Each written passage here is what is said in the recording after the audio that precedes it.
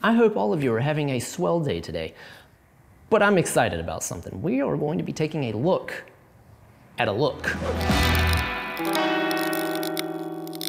I know, because of the name of the bike, it's gonna be terrible jokes all the way around. I'm sorry. But first, if you like this content, just like, subscribe. I appreciate every one of you guys. Thank you so much for your support. Now, I do know that this is predominantly a mountain bike channel because that is just simply what I do, but this is, for me, and all things cycling, all things two wheels. If I could learn how to ride a track bike, it would be on here too. So if I'm excited about something, and I don't get excited that often, I'm gonna share it with you guys. Okay, I do have to pause it and apologize for the poor lighting situation that I have going on here.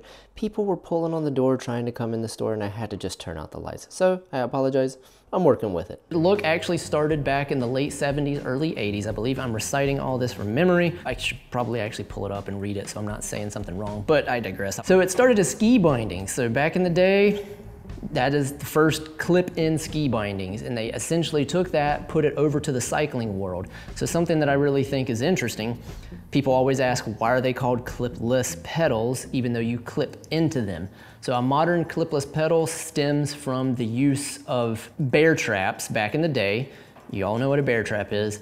That's what I call them anyway. You would stick your foot in that, and then on top of your shoe that was made specifically to interface with that bear trap would be a clip. So you would reach down, you would clip yourself into said bear trap, and then you'd go on your jolly way, and then if you come to a stop sign, you better be really good at track standing, or you better reach down, unclip your shoe, and then you can pull your foot out. So you're physically attached to your bike. With the advent of the Look Delta, or what is the precursor to the Delta, I believe, all you had to do is once you pressured your way into the pedal, you would turn your heels to the outside and you would completely disengage and you would pop out. So no longer are you reaching down to unclip your shoe, you're just popping straight out. Yes, you're still attached, but you can disengage without using your hands. Yes, we are clipping into our clipless pedals. Look is one of the first, they are the first, I do know this, to use carbon tubing. It wasn't a full carbon bike because I think Trek is all about, we had the first full carbon bike in the tour, or to win the tour, or something like that with Lance. Could you turn it down a little bit, sir? The famous Greg LeMond on his first win was on a Look. Enough about the history of Look. I could go on about them. Maybe I should just start doing videos on the history of brands that I love. That would be fun. Can you write that down really quick? Let's just get into this beautiful bicycle. I am gonna get to ride it, so if you wanna see the updates, make sure you like, make sure you subscribe. I'll put one up whenever I get a little bit of time on the bike. I like to spend at least 3 to 4 weeks on it before I give like an honest opinion, so give me a little bit, but I am gonna do an update, actually show you guys how much I like this thing. Let's take a look at the look. It's so dumb.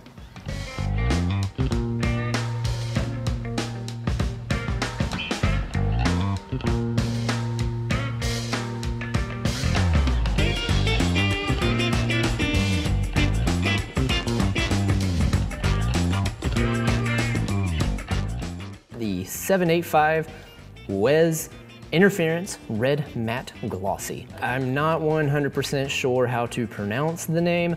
I'm gonna go with Huez because it's named after the Alpe d'Huez, so I'm just going to say it's Huez. The famous 785 Huez frame is designed to be lightweight, versatile, and comfortable. So for starters, all of the handlebars, the stem, the seat post, saddle, all of that is going to be Look OEM specific stuff. Well, not necessarily specific, but it's Look branded stuff, so it's all alloy. The seat post is in fact going to be a carbon fiber seat post, 27.2, and the saddle is a Look saddle, but it is a San Marco, so it's a decent little saddle. The wheels, on the other hand, are going to be the Fulcrum Racing 900s. They are paired to the Hutchinson tubeless ready 700 by 25 tires, and my favorite part, which we'll get to in a little bit, is the speed release ready thru axles that you get on this puppy.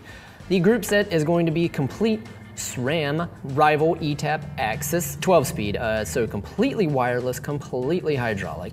No cables anywhere as far as the shifting goes, which I love. So you are going to have a Rival front derailleur, a Rival rear derailleur, and the shifters are, of course, SRAM Rival. So what do I actually think about this look? It is the climbing bike, but if you look at the geometry of this thing, I liken it more towards a TCR, which is strictly an all-around race bike. It does have a steep head tube angle, but the wheelbase is really long, so it's gonna be decent for distending. It's gonna be decent for distending. It's gonna be decent on the descents, is what I'm gathering when you look at this. It's gonna be responsive because it does have a steep head tube angle, but the long wheelbase should make it extremely stable. So I'm really excited to figure out just how this thing handles in the corners. Disc brakes obviously are gonna be super nice. The thing that I am most excited for on this bike is honestly gonna be the E-tap. I really like the F1 style shifting. If you don't know how that works, it's literally, you've got your right and left shifter. So if you wanna pedal harder, you hit the right shifter. If you wanna pedal easier, you hit the left shifter. And then to shift into the big chain ring on the bike, you hit both at the same time. And then you hit them again to shift back down.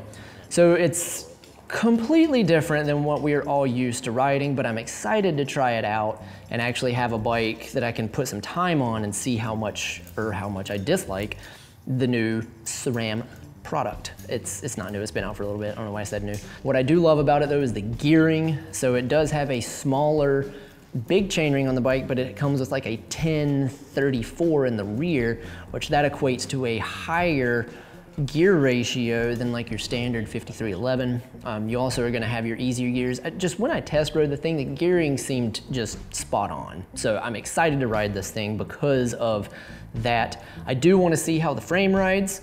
It should ride very smooth. It kinda has the same rear end as like a TCR, but not as dropped. So I like the aesthetics of the bike. I'm a very traditional aesthetics kind of guy. I love how the seat stays meet the seat tube at the same point as the top tube and it's not dropped. I get why you want a drop seat stay, but I just like how this looks better. It does not have a bridge on the seat stays. The reason it doesn't have a bridge is because it's meant to flex, to give your rear end a little bit of cushion. But it does have a pretty beefy bottom bracket, beefy chain stays, and a beefy down tube. That's to keep the bike stiff. My perception of how this thing is gonna ride is, so it's not, I think it's gonna ride great because it should be a stiff bike, but not that harsh. So it's stiff in the term of when you stand up to pedal, you're gonna just torque on it and it's gonna go, but it's not gonna be harsh like when you're riding down the road, you're not gonna feel every little vibration and bump. So stiff is a good thing. I'm really curious how it's gonna handle some of the climbs around here because the climbs around here are short. And that's why I think like an aero bike for your everyday rider is almost a better option than something like this if they're wanting to go fast. It's not super competitive in the weight area. This thing came in at 19 pounds right out of the box. Take that with a grain of salt because Keith got the model above this one that comes with the nice wheels. The wheels on this thing, let me comment on them for a second. They're heavy as crap. I think there's something like 1,900 grams, which is really heavy. So in my opinion, this bike is perfect for the person that already has a set of wheels, or it's the only thing in stock, or you just want a look because this thing does have E-tap and then you're gonna get another set of wheels later on. But that's the only hindrance with this thing. But it also saves you $1,000 not having nice wheels. This bike retails at $5,100. The model above it that Keith got retails at $6 grand. Almost $1,000 difference just for a nice set of wheels. One thing I did forget to show you guys that I think is just phenomenal. I think Look has finally made a quick release that's like worth a dang, but it's a thru axle. I guess I said that weird. I think they've finally made a thru axle that acts as a quick release that is worth a dang because there's a lot of brands that tried to make a thru axle quick and they halfway work-ish. There's some aftermarket ones that work great, but then you have to pay for them. So all Look did was, it's still threaded on the one side, but the other side is slotted. All you have to do is just pass the threads and the wheel will fall out, which is great. It takes 2 seconds to take the wheel on and off as long as you have a wrench.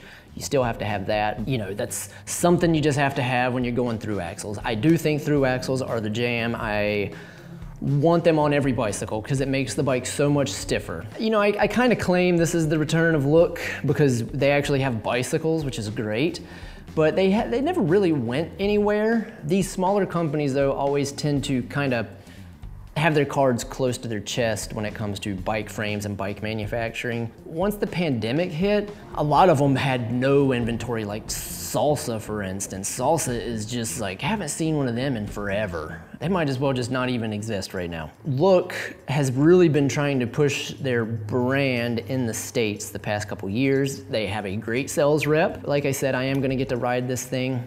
Stay tuned for that. It's usually gonna take me 3 to 4 weeks to ride this thing and really get a formulated opinion on it. But so far, I really like it.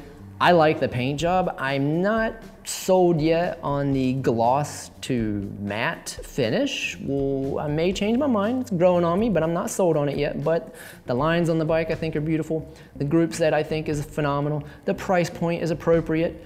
I got no complaints with it. I think it's a good bike and I'm excited to ride it. So that's what I got for you. We took a look at the look. All right, that's all I got. I love you guys. I will see you later. Bye-bye.